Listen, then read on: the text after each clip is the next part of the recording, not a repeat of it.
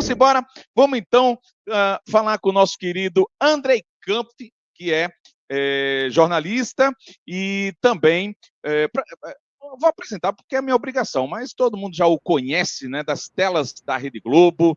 Teve passagem aqui por Recife, uma bela passagem, diga-se de passagem, uma bela passagem, brincando aqui também. E hoje está advogando na área desportiva, inclusive tem mestrado, né, nessa área aí, a quem eu dou o bom dia ao meu querido Andrei Kampf, que estava ontem na Band, e eu digo, não, tem que trazer esse camarada de novo para cá para dar um feliz ano novo, meu querido. Tudo de bom para você e que, enfim, trabalho você tem, competência você tem, vai ser tudo de bom, mas muita saúde e muita paz, que eu acho que o resto aí a gente vai conseguindo de acordo com a luta. Obrigado pelo carinho, pela atenção de estar vindo de novo aqui, Andrei. Que isso, eu que agradeço o convite, Alessandro, um prazer estar contigo, um ótimo 2025 para ti, para toda a audiência, para toda a nação rubro-negra, né, que seja um ano tranquilo para o esporte, né? Finalmente um ano tranquilo, faz tempo que o esporte não tem um ano tranquilo. Será? Mas terminou bem 2024, com esse acesso, mais organizado administrativamente, vamos torcer para ser um ano de grandes conquistas e de paz para o torcedor rubro-negro. Como é que tá a nossa Camaragibe aí? Tu anda por aí, né? Rapaz, tu conhece Camaragibe, né? Conheço, Por claro. aqui, estou perto da Arena de Pernambuco, em Aldeia, né? Na verdade, Aldeia, que é uma área, vamos chamar assim, forçando uma barra, uma área serrana. Né? Uhum. Pois é. Mas está calor, meu querido, muito calor aqui, né? Mata, é complicado. Andrei, estava vendo ontem algumas matérias de colegas, né, no sul do país, né, no centro-oeste, enfim, pelo Brasil afora, estudando, e fui ao quarto, meu pai estava assistindo a Bandeirantes, e você estava falando dessa questão das bets, né? STF aí agora disse que não pode usar usar um patrocínio, né, divulgar um patrocinador que tenha um âmbito estadual, no caso, para divulgar fora dos seus respectivos estados. Inicialmente, a gente viu, inclusive, no GE uma matéria muito boa falando de Corinthians e do Flamengo, PixBet e Esporte da Sorte, respectivamente. E eu queria saber de você, dá uma geral para a gente do que significa isso, e em seguida a gente vai para o lado do Esporte do Recife, que é também que nos interessa mais. É contigo, Andrei. Estou aberto para a tua aula. Vamos lá. Eu acho que a gente está vivendo a crônica de problemas anunciados. O Brasil adora teimar com o óbvio, Alessandro. Né? Nós tivemos uma lei de 2018 que permitiu e legalizou as apostas esportivas no país, lá em 2018. Obviamente, quando a gente fala de apostas, mesmo online, a gente está tratando de algo muito importante, porque isso diz respeito a muito dinheiro. Obviamente que se precisa monitorar esse dinheiro, se precisa entender o fluxo desse dinheiro, se precisa reverter parte desse dinheiro para a saúde pública, porque há um prejuízo à saúde pública, que pode causar dependência o jogo. Se precisa regulamentar a publicidade, por exemplo, e se precisa ter uma série de processos importantes para se mitigar o tipo de prejuízo que isso pode causar. Então, essa própria lei de 2018 trazia que seria fundamental a regulamentação e a fiscalização em até 2 anos. Então, se a gente fala de 2018, essa regulamentação teria que ser feita em 2020. O Brasil esperou 6 anos para fazer. A regulamentação veio em 2024 e ela passou a valer agora em 2025. Então, os problemas que eram para ser mitigados, ou seja, diminuídos, esses problemas foram catalisados, aumentados. Isso o que se fez? O que acabou desencadeando? A gente tem vários tipos de bet operando no Brasil. Tem bet que não tem autorização para funcionar no Brasil, que estava operando até o início desse ano. Tem aquelas bets que têm já a outorga federal, conseguiram essa licença federal desde o ano passado, e tem as bets que têm a outorga estadual, que poderia funcionar nacionalmente, porque ainda não havia lá atrás uma outorga federal. Então, essas empresas foram numa loteria estadual, como a Lotérgia do Rio de Janeiro, compraram uma bet, a licença para operar uma bet, que custava cerca de 5 milhões de reais, e passaram a explorar essa bet nacionalmente. Ou seja, você aí em Camaragibe, eu em São Paulo, alguma pessoa no Rio Grande do Sul poderia entrar nesse site, nesse domínio, e jogar e apostar lá. independentemente do lugar que a gente tivesse. E essa Bet tem outorga estadual, uma outorga do Rio de Janeiro, mas que foi comprada com a autorização para funcionar nacionalmente. E aí o que aconteceu? Depois da regulamentação, a partir do ano passado, e da fiscalização, o governo federal abriu uma nova licitação para que essas empresas se habilitassem para comprar uma outorga nacional, com uma série de requisitos de governança, de transparência, de compliance, para poder ter a sua outorga. Não é só pagar 30 milhões e pronto. Tem que dizer quem é, tem que ter sede no Brasil, tem que ver o histórico do dono, do comprador, tem que ver como é que essa empresa vai funcionar, quem é que vai administrar, quem é que vai ser o responsável jurídico, tem que ver se tem pilares de compliance, de conformidade, uma série de requisitos. Preencheu esses requisitos, paga 30 milhões, ganhou outorga. E a partir daí, o governo federal entende que só as empresas com outorga nacional podem operar nacionalmente. Já aquelas empresas que têm outorga estadual e os governos estaduais e as loterias estaduais entendem que não. Que essa concessão foi dada lá atrás, quando não havia uma regulamentação federal, e elas podem operar nacionalmente. O que o STF disse ontem? O que me parece óbvio, que só as outorgas nacionais podem funcionar nacionalmente. As outorgas estaduais têm que funcionar dentro do seu estado. Por que eu acho, e eu falei que no meu entendimento foi uma decisão acertada do STF, que sou eu, para falar de uma decisão de um ministro. Mas, assim, eu dessa vez concordo com o ministro. Né? Por quê? Porque uma outorga federal, primeiro, custa 30 milhões, uma outorga estadual custa 5 para operar nacionalmente. Segundo, e importante, uma questão de soberania, de competência. Como é que o governo de Pernambuco vai determinar regras para uma Bet que pode operar nacionalmente, ou o governo do Rio de Janeiro, e essas regras não conversam? A empresa pode ir para qualquer lugar do Brasil onde haja regras mais frouxas para operar nacionalmente, ou que essa outorga seja mais barata para operar nacionalmente. Então também não faz sentido. E o terceiro, que para mim é muito importante, são as regras para se habilitar a ter uma empresa de apostas online. As regras federais são muito mais rígidas que as regras estaduais. Isso é importante por quê? Para proteger a distribuição dos recursos, daqueles impostos que são recolhidos e vão ser distribuídos para bens sociais, como investimento na formação do esporte, como investimento na saúde pública, que são fundamentais, né? Porque isso causa dependência e, obviamente, vai ter uma demanda mais para o SUS, então precisa se destinar uma parte do dinheiro para isso. Também para campanhas publicitárias, então o recurso passa a ser importante. Então, esse tipo de controle é fundamental. E mais do que isso, né? Manipulação de resultados. Então, tu precisa de regras, saber qual é essa empresa que está trabalhando, quem está à frente dessa empresa. Então, isso passa a ser importante, que as regras sejam mais rígidas. E um outro elemento importante também é saber quem é que está do outro lado, para que o apostador tenha mais segurança na hora de apostar, sabendo que vai receber o dinheiro, sabendo que aquela empresa está repassando o valor correto para ele.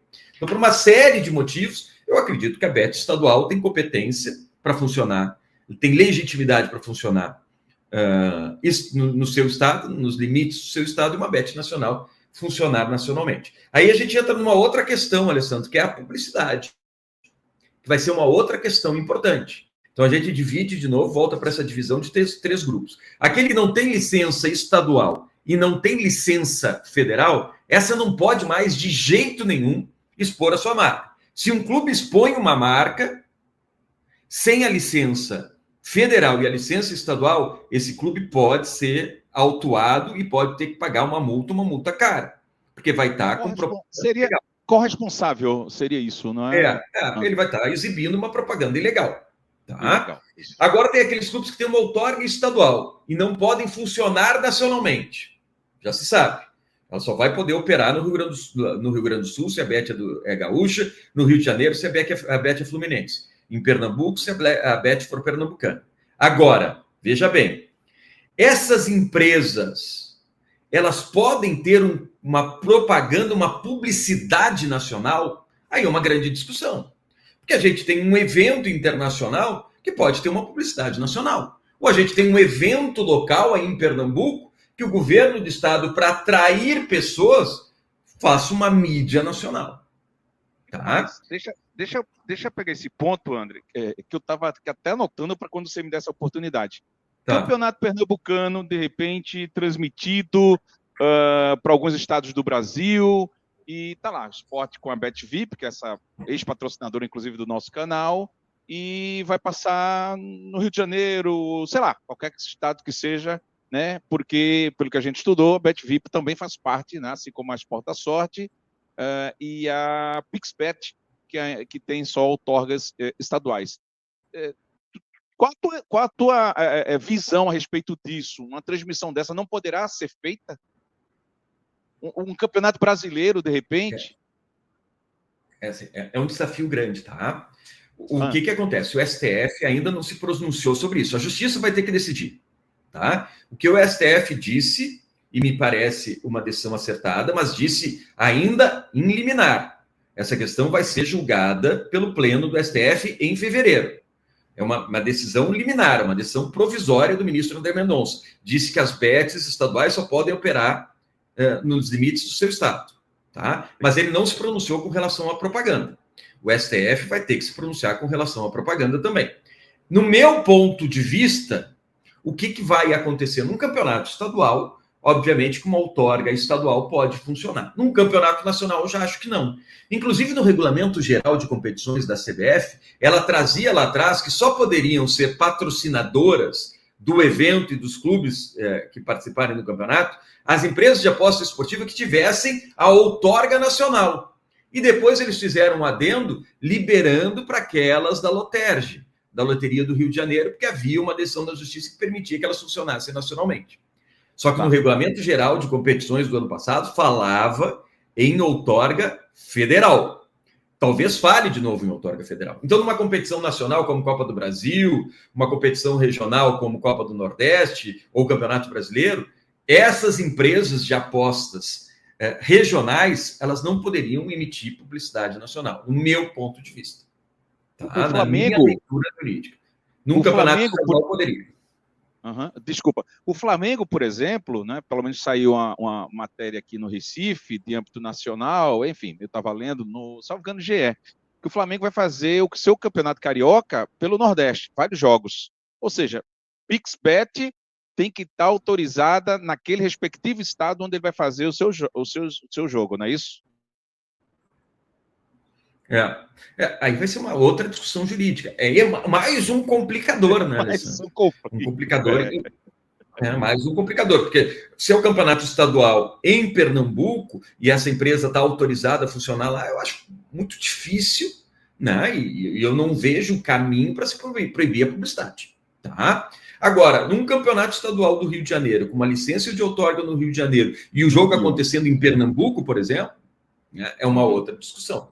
Agora, isso vai ter que ser analisado, né? Mas, porque hoje, na prática, a gente tem a possibilidade de se anunciar qualquer produto. Eu, em São Paulo, que tenho uma loja minha em São Paulo, pago SMS em São Paulo, se eu quiser fazer uma mídia nacional, faço. Faz sentido para mim fazer uma mídia nacional, Alessandro? Já que o meu público está todo aqui em São Paulo? Não faz sentido. Isso que é um objeto de análise importante. Se as empresas pagam um X para explorar nacionalmente, para ter o patrocínio na camisa do esporte, ou na camisa do Flamengo, ou na camisa do Corinthians, ou na camisa do Internacional, e essa empresa passa a ser regional, obviamente que o alcance dela é menor. Isso vai interferir diretamente no que ela pode pagar de patrocínio. Então, esses contratos vão ter que ser revistos pelos dois lados. O André, ontem a gente estava conversando em off aqui, torcida, a respeito da participação do André na Band, e ele perguntou, não sabia que estava sendo transmitido para o Recife, e tem aquela coisa de fecha o sinal para o resto do país, né? A Bandeirantes mesmo faz isso no ar, seja programa de esportes ou policiais, enfim. E até nisso vai ter problema. Aí o companheiro que não tem, aliás, quem é da área, vejam quantas perguntas a gente tem e não tem ainda as respostas, né? Porque vão ser julgadas. Mas assim, mas isso é óbvio, Alessandro.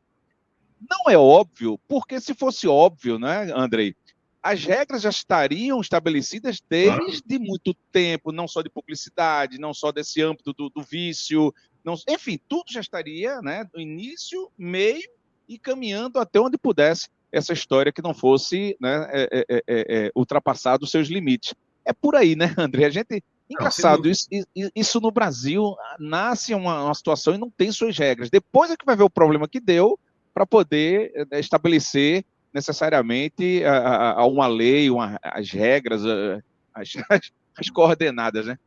É o que eu disse lá no início, né? O Brasil catalisou problemas. Em vez de mitigar, de diminuir, ele aumentou os problemas. No momento que Chama. demorou tanto tempo para regulamentar. E aí permitiu que as bets estaduais operassem nacionalmente. E essas empresas entendem que há uma discussão jurídica e um caminho para elas continuarem operando nacionalmente, uma vez que compraram a outorga com esse direito.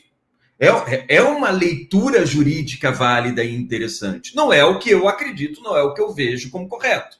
Mas existe um caminho para a discussão jurídica, como você bem disse. Nada é óbvio aqui. Quando há uma discussão jurídica, e eu e você temos algum tipo de discordância sobre um aspecto, a gente vai perguntar para um juiz quem é que está certo. Então, há dois entendimentos. Né? E quando essa questão é judicializada, é porque não há um consenso e não há obviedades aí. E principalmente quando a gente fala de aposta, que é algo que movimenta bilhões, hoje é a principal locomotiva econômica do esporte, não só no Brasil, como no mundo. Então, a gente precisa tratar isso com muita responsabilidade. Né? Infelizmente, se demorou muito tempo para se tratar disso. O governo Bolsonaro não falou da regulamentação.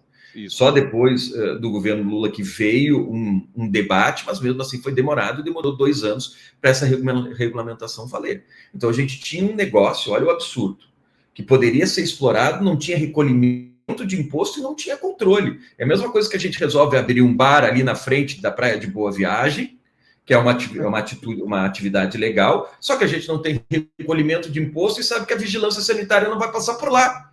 Imagina se a gente é mal intencionado, como esse negócio pode ser interessante para a gente. Então, se abriu também um leque de oportunidade para as pessoas mal intencionadas ganharem um dinheiro e também lavarem dinheiro com esse negócio. Foi realmente, a gente viveu um período muito complicado dentro do Brasil e com relação a apostas esportivas. Ô Andrei, vamos falar do esporte então aqui, que ele vive o mesmo problema, né, que a Betfip, de não ter essa documentação. Pelo menos a informação é essa. Quais os problemas de um Esporte Clube do Recife? Falamos aqui, né, de ordem, né, lá de cima do STF. Quais os problemas que o esporte pode enfrentar caso peite? Vamos lá, vamos matar no peito, na camisa e vai estar aqui. Tipo eu, por exemplo, né? Eu tô aqui divulgando. Vai ter cuidado daqui a pouco, hein? Eu vou ter que deixar de usar essa camisa pelo que eu tô entendendo.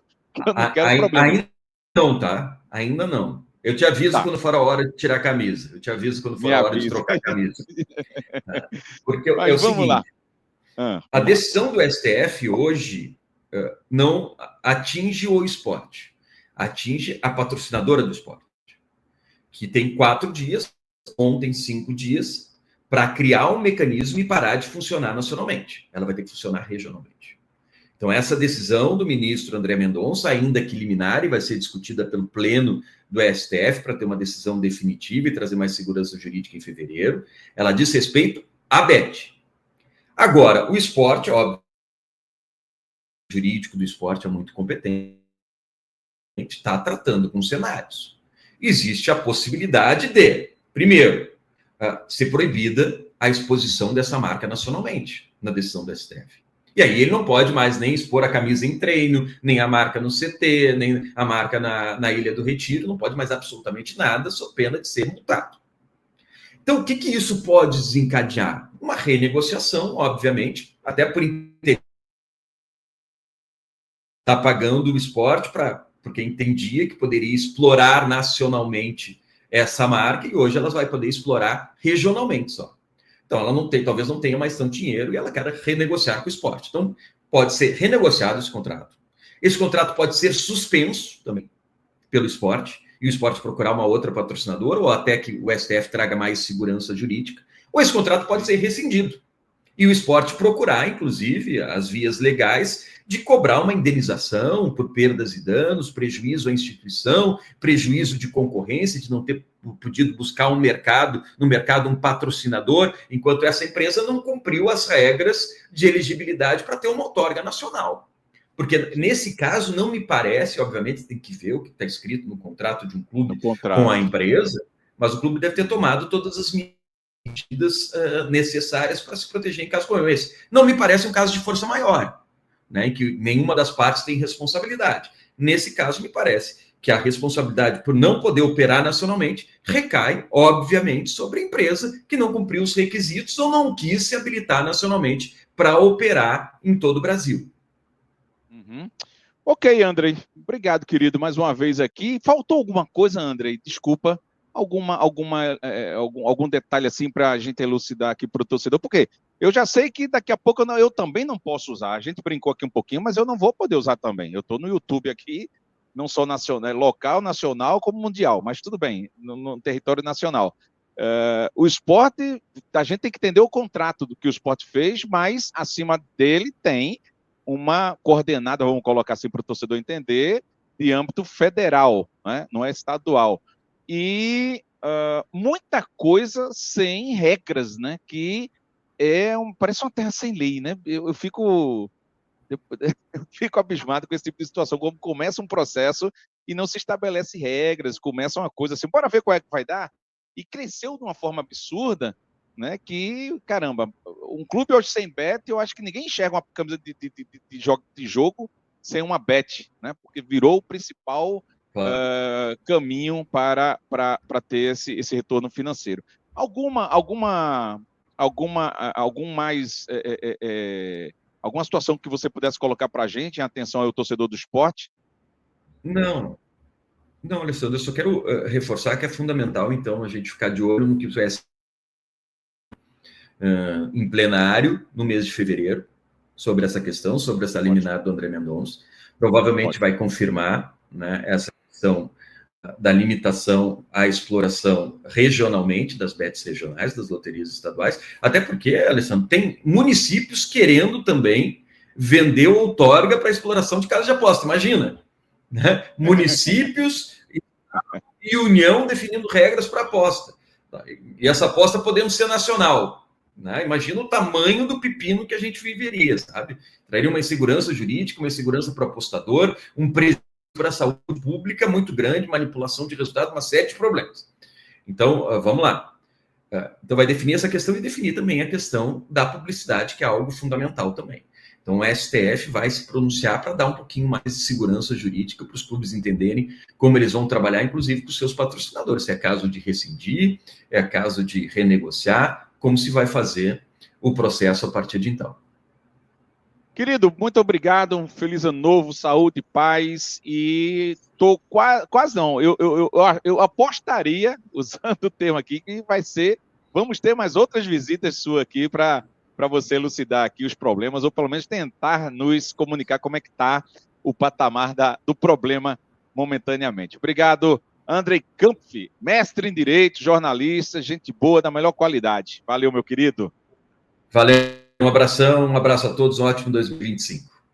Amém. Um abraço, valeu.